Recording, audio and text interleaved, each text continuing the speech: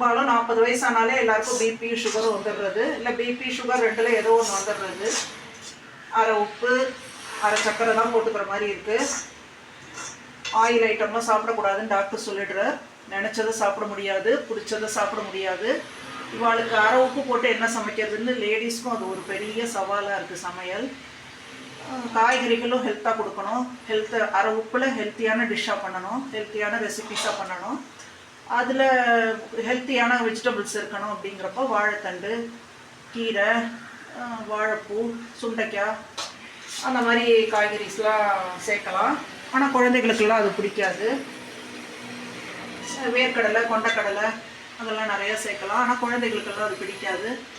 அதுக்கு நம்ம குழந்தைகள் ஒரு ஸ்கூல் படிக்க ஆரம்பிக்கிறப்பயே லஞ்ச் பாக்ஸ்க்கு இந்த மாதிரி கொண்டைக்கடலை, வேர்க்கடலை இந்த மாதிரி நட்ஸ் எல்லாம் சேர்த்து சாதம், வாழைத்தண்டு, வாழைப்பூ, கீரை, சுண்டைக்காய், பாகற்காய் அதெல்லாம் அந்த மாதிரி டிஷ்ஷெல்லாம் குழந்தைகளுக்கு பிடிக்க மாதிரி செஞ்சு கொடுக்கலாம்.